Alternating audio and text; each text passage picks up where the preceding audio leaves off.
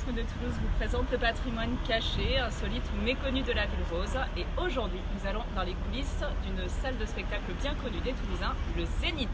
Alors je suis Chloé, Lydie est derrière la caméra et notre guide aujourd'hui, c'est Emmanuel. Bonjour Manu. Bonjour Chloé, ça va? Oui. Alors aujourd'hui, on va rentrer dans le Zénith, mais pas par le côté public. Vous avez l'habitude avec votre billet pour aller voir votre artiste favori. Mais on va passer par l'entrée des artistes. Chouette. Vous êtes prêts? Oui. Prêts pour l'aventure? Allez. On y va.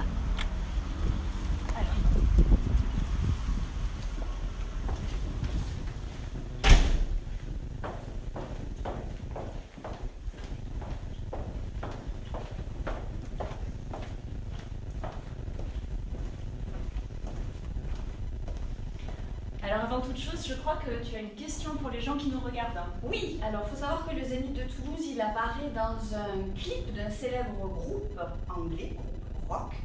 Il apparaît de l'extérieur, donc vous avez tout le Facebook Live pour Essayer de deviner et trouver la réponse. et tu nous donnes la réponse à la fin. Promis. Faut rester jusqu'au bout du coup. Alors où sommes-nous? Alors ici, il faut savoir qu'on est donc dans la face cachée, comme on le disait. Le Zénith, il faut imaginer, Chloé, que c'est comme une coquille vide qu'une société gère et sous-loue aux sociétés de production de différents artistes. Donc là, on est dans 3 bureaux. Il faut imaginer les équipes techniques, la régie, l'équipe comptable. Il peut y avoir jusqu'à 10-15 personnes qui sont là à la journée avant que le spectacle n'ait lieu pour travailler, tout simplement. D'accord. Et ces bureaux sont sous-loués par la société qui gère le Zénith. On va voir après tout ce qui est sous avant qu'il y ait lieu le spectacle. Très bien. Donc ici les bureaux. Ouais, tu me suis? Oui.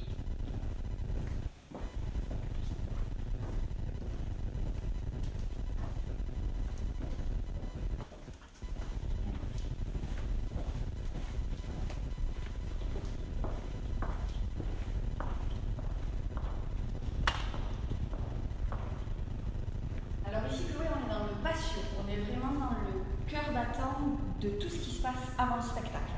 D'accord. Voilà, ça vit, ça bouge. Tu vois tout autour de toi, ce sont les loges. Donc là où sont les musiciens, où sont les danseurs, quelquefois, les artistes, chanteurs bien sûr. C'est là où on répète, c'est là où on se fait la voix, c'est là où on peut accorder sa guitare avant que la scène ne soit prête. Très bien. Dis-moi, combien de zéniths y a-t-il En France, il y en a 17 actuellement. Le premier, c'est celui de Paris, 1984.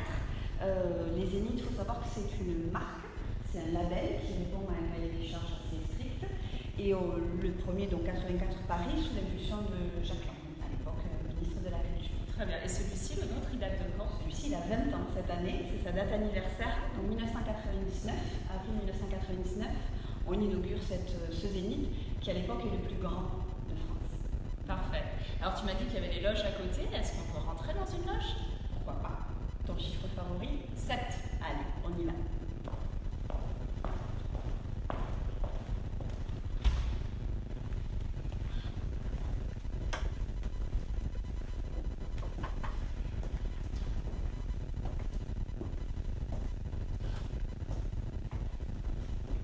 Donc voilà une des 10 loges. On a tout ça, ces images à la télé, théâtre, cinéma, où les artistes se font maquiller, se concentrent aussi, parce que là on est quelques heures avant Le spectacle. le spectacle. Avant de monter sur scène. Exactement. Très Et bien. toujours pareil, le Zénith, il le loue intact, Oui. tel quel.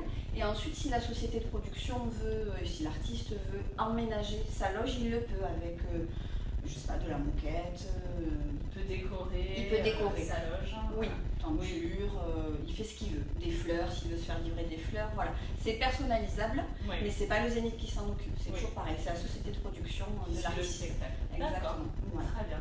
Et alors Zénith, qu'est-ce que ça signifie? Un mot Zénith, c'est un mot d'origine arabe qui signifie le point culminant, le plus haut, le sommet. Et quand tu remplis un Zénith, généralement, c'est que tu as un peu de succès. Voilà. Ok.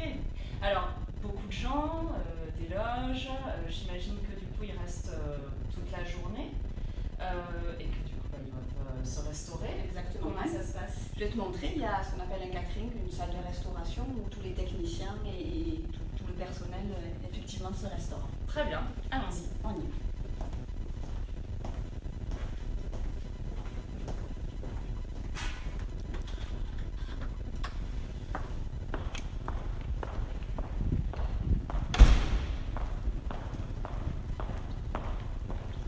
Alors en effet, je vois marqué Catherine. Ouais, ça se passe ici. Donc c'est traiteur. C'est traiteur, voilà. Donc toujours pareil, soit la société de production a dans ses bus pendant la tournée ses cuistots. D'accord. Qui suivent toute la tournée. Soit on sous à des Catherine locaux, toulousains, qui viennent à la journée ou au week-end faire manger tout ce personnel et tout ce beau monde. Et l'artiste qui doit avoir le ventre bien plein avant de monter sur scène. On y va ? On monte sur scène ? On monte sur scène. Vous êtes prêts à faire votre entrée sur la scène du Zénith ? Donc c'est ici. Donc là, il faut s'imaginer que quand l'artiste il longe ce couloir, il entend les voix, les applaudissements, les encouragements. Donc je pense que le stress, il monte d'un cran lorsqu'il est là. Il n'y a plus d'échappatoire possible, il faut y aller. Ok, donc là on entend le bruit, il est appelé, les gens crient, et on y est. On y est, ça y est. Alors en effet, on se rend compte que c'est vraiment une très grande salle. Oui, tu vois, c'est intéressant de le voir vide, le Zénith, parce qu'on a toujours l'habitude de le voir plein, serré à côté les uns des autres si on est en fosse. Et voilà, quand tu le vois d'ici, tu t'aperçois qu'il est très grand. Et sa grande force, Chloé, c'est qu'il est modulable. Donc je te disais que c'était le plus grand Zénith de France, et ce jusqu'en 2008, jusqu'à ce que ne soit construit celui de Strasbourg. Spéciale dédicace à Madame Marine, qui va être contente. Mais Strasbourg a 12 000 places, nous on en a 11 000. On en a 6 000 en fosse, 5 000 en gradin. D'accord. Et selon ce que demande la société de production, on adapte les jauges. Alors comment on adapte ? En montant, je vois par exemple ici des gradins supplémentaires. Des chaises supplémentaires, oui. Et avec ce qu'on appelle des rideaux de jauge qui viennent fermer la salle sur une configuration à 2000, 4000, 6000, ou en l'ouvrant au maximum. Au maximum, on est en 11 500 places depuis 2014. Il y a eu des travaux d'agrandissement en 2014. Et c'est Stromae qui a inauguré cette grande salle du Zénith. D'accord. Et alors au niveau architectural ? Il est très bien conçu aussi. Alors il faut savoir que tous les Zéniths de France sont un peu à l'extérieur des villes parce qu'il faut faire venir 11 000 personnes sur un site. Donc c'est un peu à l'extérieur. Il y a des doubles parois, une double toiture pour que le son reste vraiment à l'intérieur. Il est très très bien conçu. Très bien. Et alors au niveau de la scène, je crois que c'est également modulable ? Elle est modulable, elle peut faire jusqu'à 600 mètres carrés. Je ne sais pas si tu te rends compte. Oui. Voilà, on peut l'avancer, la reculer. On y monte. On le voit bien ici, oui. Ouais, tout à fait. Tu veux y monter ? Mais oui. Tu veux monter Montons sur scène. Allons-y.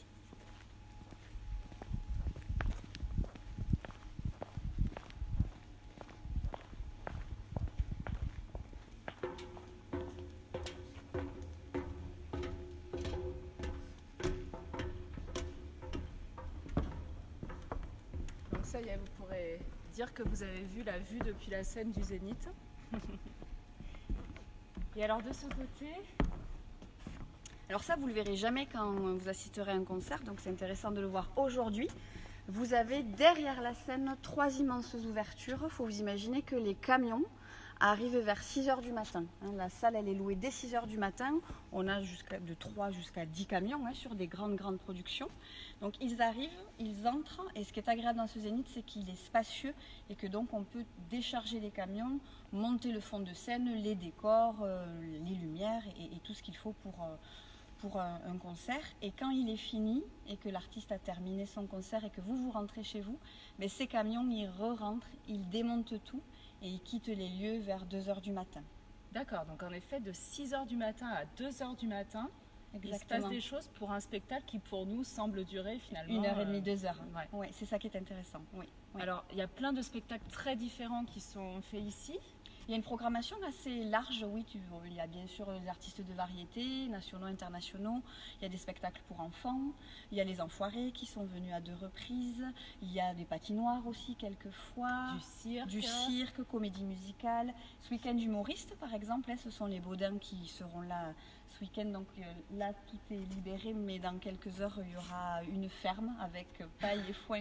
Donc c'est assez incroyable de voir comment... On peut vraiment tout faire. On peut tout faire.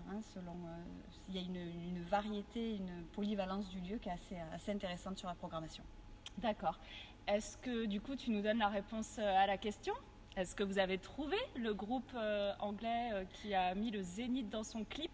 Alors vous verrez que c'est le groupe anglais Muse, donc c'est quand même pas rien.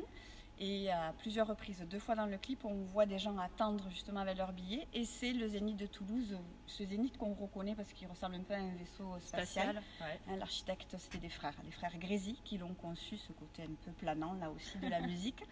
Donc voilà, Muse a choisi le Zénith de Toulouse pour son clip. La chanson s'appelle The Resistance. Voilà, donc allez voir sur YouTube. Ouais, on n'est pas peu fiers. Bon, merci beaucoup. On remercie beaucoup le directeur du Zénith, Marianne également, de nous avoir ouvert les portes.